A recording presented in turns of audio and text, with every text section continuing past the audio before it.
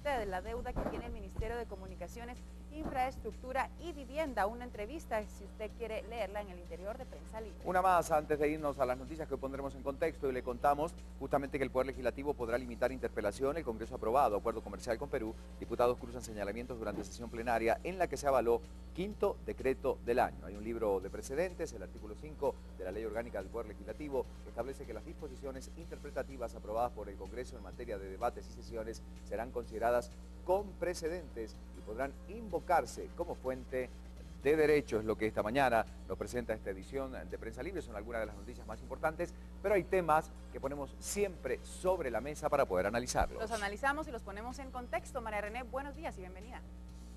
¿Qué tal? Muy buenos días. Qué bueno que esté ya con nosotros este viernes. Esperamos que su jornada sea de mucho éxito. Nosotros otro tema que ponemos en contexto, y esto tiene que ver con la temporada que estamos viviendo en nuestro país.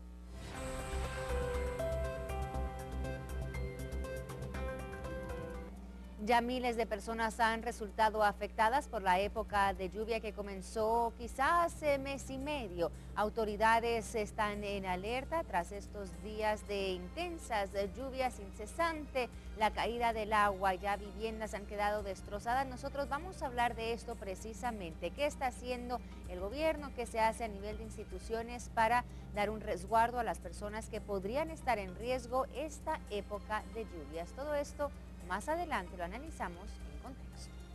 Bueno, muchas gracias por la información, y nosotros también ponemos algunos títulos de las noticias relevantes. Las noticias que hoy analizamos en Viva la Mañana.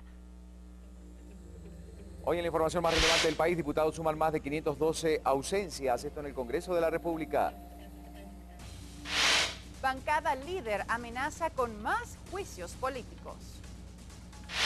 Roxana Valdetti asegura que los precios están normales. En información departamental, detienen a 7 hombres que disparaban en Panajachel, Sololá. Los detalles enseguida. No hay recursos para construir plantas de tratamiento de aguas. Esto ocurre en San Marcos.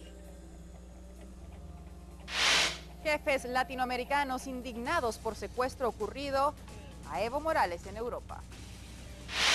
ELN libera soldado secuestrado como gesto de paz. Esto ocurre en Colombia. Las noticias. Energía para Todos presenta.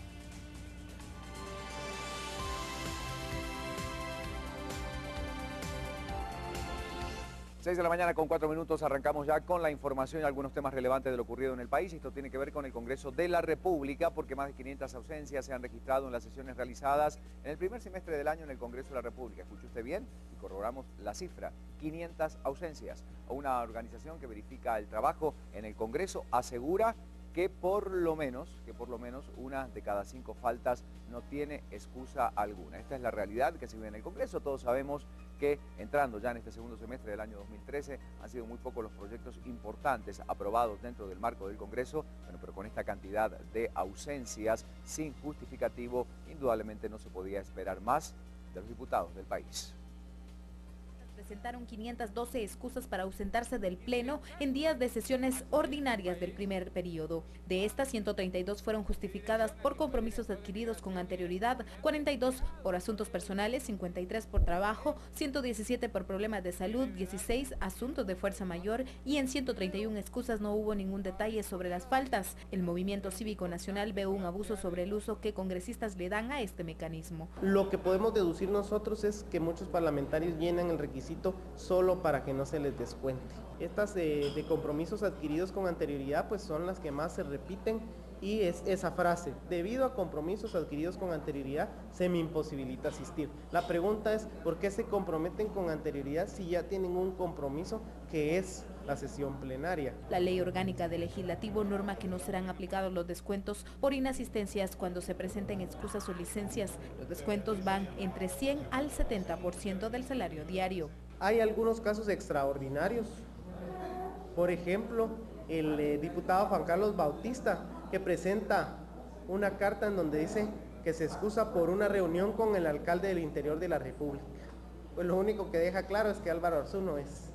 Sobre las faltas por problemas de salud, los diputados, incluso los que han sufrido accidentes, prefieren enviar sus cartas de excusas antes de solicitar una licencia que permitiría la sustitución hasta por 2 meses. Por su parte, el cuarto secretario de la Junta Directiva, Leonel Soto, defendió la investidura parlamentaria que impide a los diputados dar detalles sobre las ausencias al Pleno. No hay ninguna reglamentación que obligue a que tengan que desagregar la información para justificarlo. En todo caso, tenemos que recordar que el espíritu de la Constitución es de que los diputados son dignatarios de la nación. Quiere decir, son dignos y por lo tanto no se les puede requerir como a un empleado público aspectos de detalle que justifiquen en dónde estuvieron, a qué hora ingresaron o a qué hora salieron de determinada gestión. Mientras, al intentar consultar a la diputada Laura Franco de Líder, quien presentó una doble excusa sobre la misma falta, prefirió huir. El movimiento cívico presenta un informe donde están las excusas.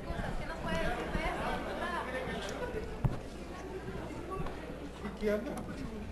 Los diputados faltistas con más excusas son Leslie Hueso de Líder con 19, Mario Rivera de Líder y Virna López de La Gana con 15 excusas. Los tres tampoco aparecieron en la lista de asistencias de la sesión extraordinaria de hoy. Solo 18 diputados presentaron en 21 excusas un detallado del porqué de su ausencia al Pleno. Según el movimiento cívico, esto muestra desinterés de algunos diputados y de otros que sufren problemas de salud. Sin duda alguna, esto afectó en el resultado parlamentario en el primer periodo de sesiones ordinarias. Y la ausencia de 5 altos miembros del gabinete a las citaciones fijadas por la bancada líder despertó la ira de este grupo, que está amenazando con 4 interpelaciones. Esto luego de que los funcionarios argumentaran que tenían compromisos previos y por eso no pudieron asistir.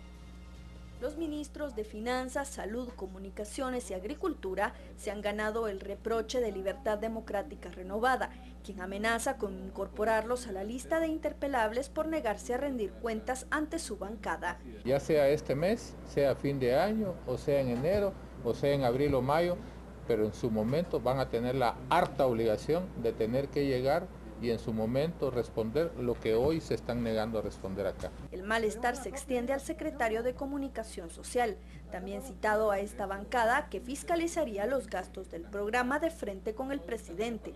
Sin embargo, Francisco Cuevas se excusó de ir al Líder por acudir a una citación con un diputado oficialista. Esa reunión fue a puerta cerrada. Después el congresista dijo que la citación era para pedirle al gobierno que no haga campaña política anticipada en Quiché, aunque de momento no la hay, según Galdames. No hay ninguna. ¿Y entonces por qué lo mencionan? Porque no queremos que vaya a suceder. Nosotros en Quiché preferimos prevenir y no lamentar. Galdames se molestó con la prensa, que cuestionó si la citación era para evadir la citación con Líder, la cual fue emitida el 27 de junio, la del Patriota hace 2 días. Ambas fueron recibidas por Cuevas el 2 de julio, pero como la cita del partido oficial era a las 8:30 de la mañana y la de Líder media hora después, el secretario priorizó la del partido de gobierno. Esa es la información que se había preparado, pero tenía la citación con el diputado Galdames y la debo cumplir también, media hora antes. Pues era a las 9 de la mañana, creo yo, la de Líder, ¿verdad? Pues ya está fuera de hora. Durante la sesión celebrada en el Congreso se dejó en pie que una interpelación puede ser interrumpida cuando se cuente con 105 votos. La polémica medida desató nuevos enfrentamientos entre las bancadas del Líder, Patriota y la UNE. Con 90 votos a favor y 39 en contra, el legislativo logró normar a través de un precedente en el libro de interpelaciones la orden de la Corte de Constitucionalidad sobre que las interpelaciones se deben suspender cuando existan temas de carácter constitucional. De esta forma, tras aprobar el Tratado de Libre Comercio con Perú, los parlamentarios dieron paso a aprobar el precedente que por mayoría quedó establecido. Y de verdad, presidente, conoce su carita de que no lo vean, lo veo en cada desmayo. Algo aplaudido por algunas bancadas como la UNE, pero criticado por la oposición. La bancada Líder, desde donde se impulsó el juicio político desde enero al actual ministro de Cultura, Carlos Batzin. El día de hoy se ha sentado un precedente debido a los excesos, a los abusos, al chantaje, a la extorsión de una bancada. Ha llegado hasta el extremo que aquí un diputado que no ahí está sentado, al extremo de amenazarme, presidente, de decir que me va a matar, que me va a decir, hágase una denuncia presentada en la Corte. ¿Por qué? Por esos excesos. 150.000 quetzales para cada uno de los diputados en bonos. Vale la pena que se haya aprobado este precedente. Vale la pena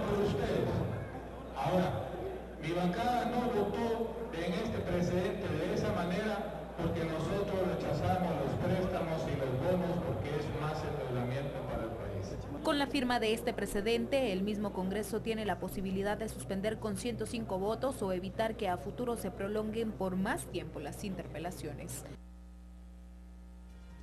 Bueno, y tenemos más noticias a esta hora porque 2 sacerdotes de una iglesia católica en Quiché deberán pasar por lo menos un mes en la cárcel, según un dictamen resuelto por los tribunales de justicia. Los clérigos son acusados de participar en una violación sexual contra un hombre.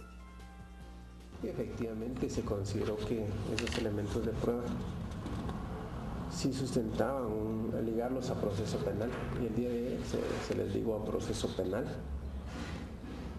por el delito de violación con agravación de la pena. Dictó auto de prisión preventiva contra los mismos y se fijó el plazo de un mes para la investigación formal. El primer objetivo de ellos era extorsionar a los 2 sacerdotes. Lo vamos a demostrar. Hay un grupo de feligreses que se dieron cuenta de tal situación.